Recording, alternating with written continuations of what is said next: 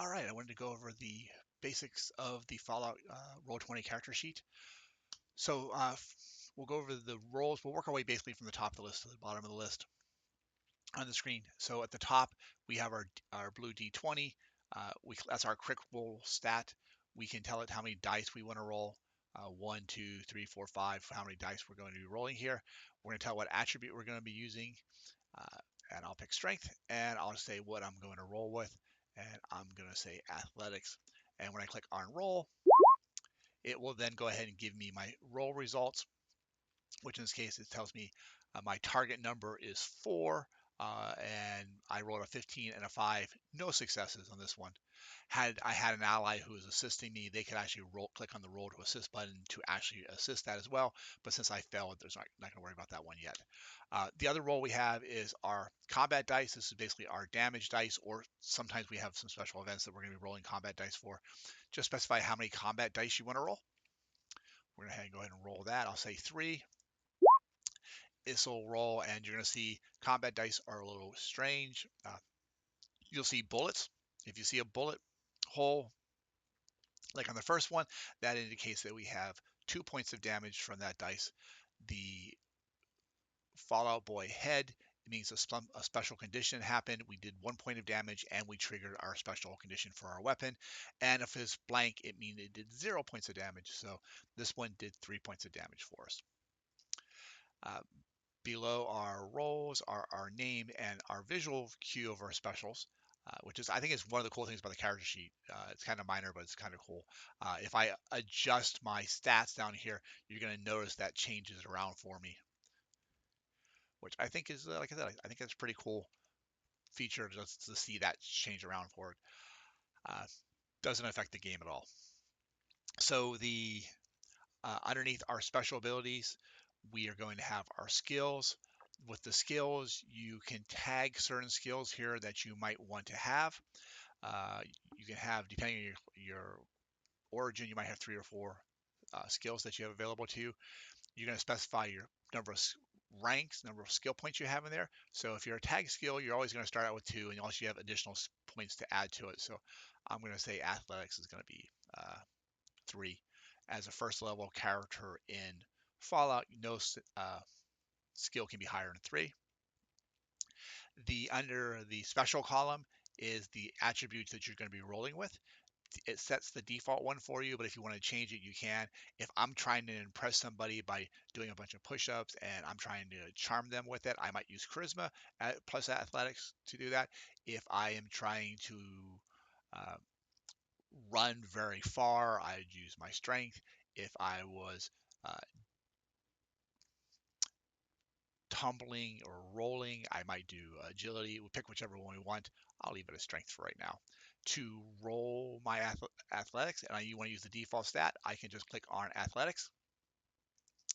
And it wants me to tell it if I'm doing any optional dice or not. The additional dice could be dice that we bought from the GM or dice we spent with our action points. I am going to say I'll use 2 additional dice. I'll submit that. So normally we just roll 2d6 or 2d20, but this case I rolled 4, and my target was 11. That's the sum of my stats, athletics plus my rank.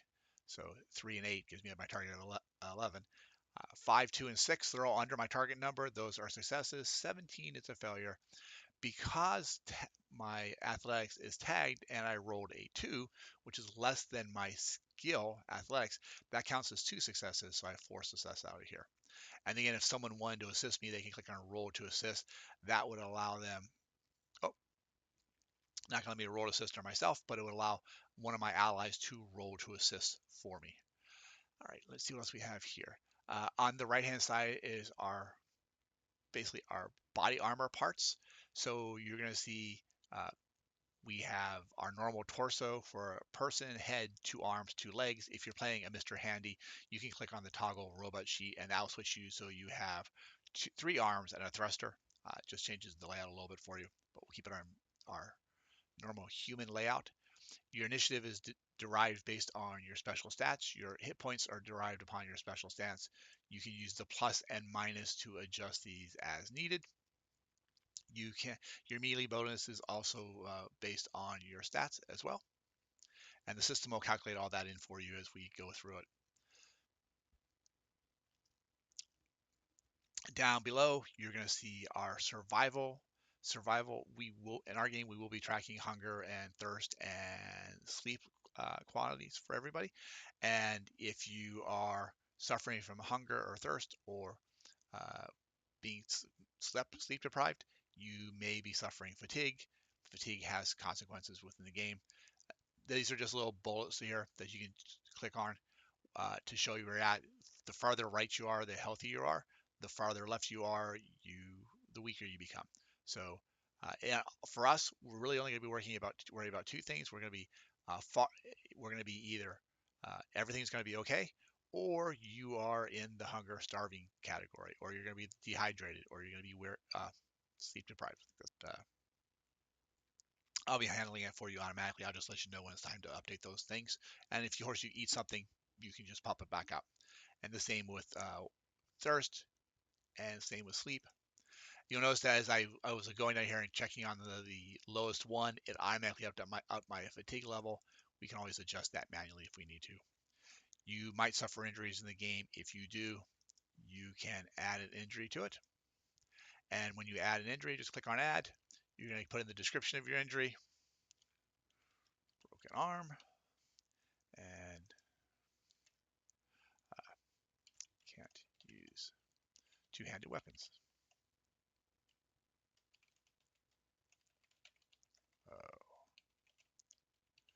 Can't use two-handed weapons. And when I'm done, I'll just click on the gear to get out of my editing mode, and I can always go back in here. And if I realize I made a mistake, I can always just click on the gear, and that'll let me edit again.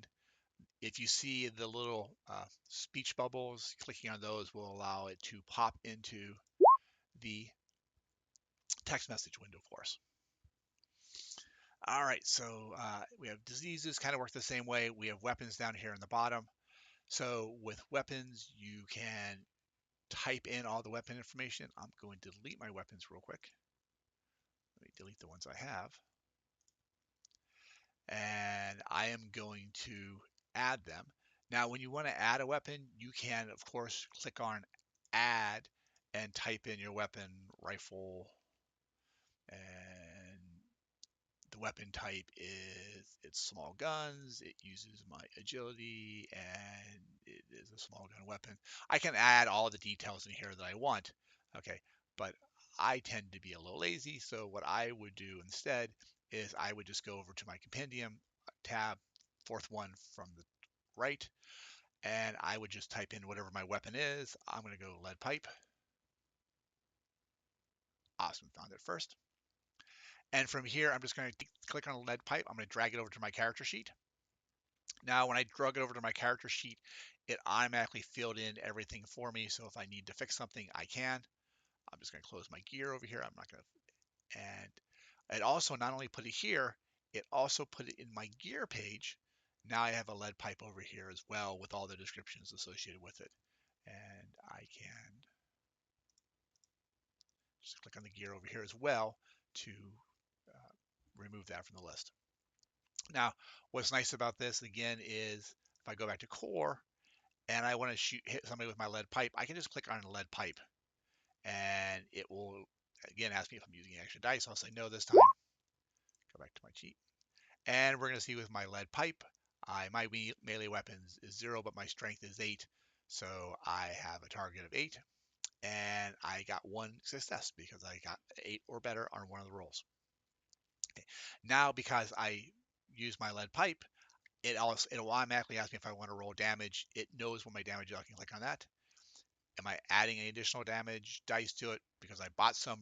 And I'm going to say no. I'll just take the default. So again, it calculated my damage for me.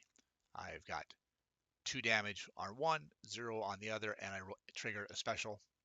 So if my lead pipe had any special damage, it was radioactive, it was sharp bladed, things like that, it might use some bonus material for me. Okay. Cool.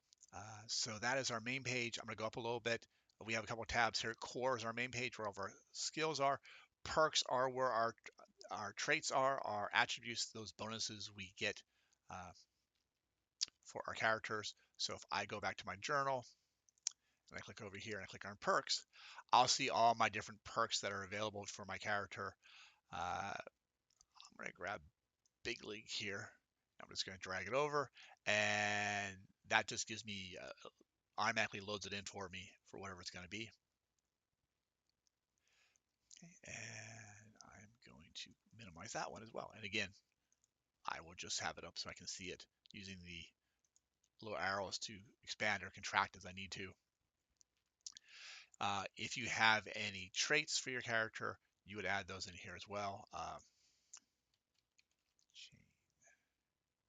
Here, the chain that binds, that's one of our traits for one of our characters, and I can grab that in here, and it would add that for me as well. So that is for our Brotherhood of Steel. So I try not to type too much if I can. I'll try and pull things through to the character sheet. If it's something that's not in the compendium because it's a home brewed weapon or in a source material that is not available for Roll20, we will have to key that in. But anything that's in the core rule books, we'll be able to just drag and drop into the character sheet as we go along with it. I'll go to the gear tab over here. Over here in the gear tab, we have the different armor mods, weapon mods, clothing mods we can have out there. We have all of our equipment. You can expand or contract this as you need to. And again, if you want to add something by hand, you certainly can. I can go to other, I can click on add, and I'll put in a trinket.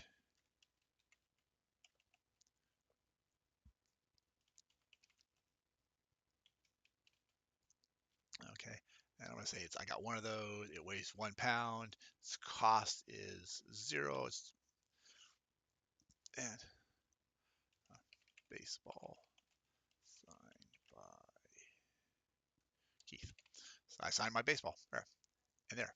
So I have this little trinket that I have and I can carry around with me if I wanted to add something that's unique to it. All right, let's see. I wanted to go over anything else in here. I don't think there is at this point. Oh, let me go back to core and look at the weapons. And let me grab a laser rifle. That works. We'll grab a gun. All right. One of the really things I like about another thing I like about the character sheet is on the character sheet we have weapons mods. So if I have any weapon mods, I would go into the character sheet, go to my weapon that I want to work with, and I'm just going to click on my gear icon to edit it. I'm going to click on weapon mod. That's going to give me a picture of what it kind of looks like, and then I can just click down on any mods that I might have for my character sheet. So if I have special barrels or sights and they're on my character sheet, I can go ahead and just grab that and pull them down. Okay. So, and then again, if I need to change things around, I can certainly change it around so it looks a little different for me. So I'm going to close that. And if I look at my pipe and do the weapon mod, you can see it has a different look to it, has a different layout for it. So it's a melee weapon here.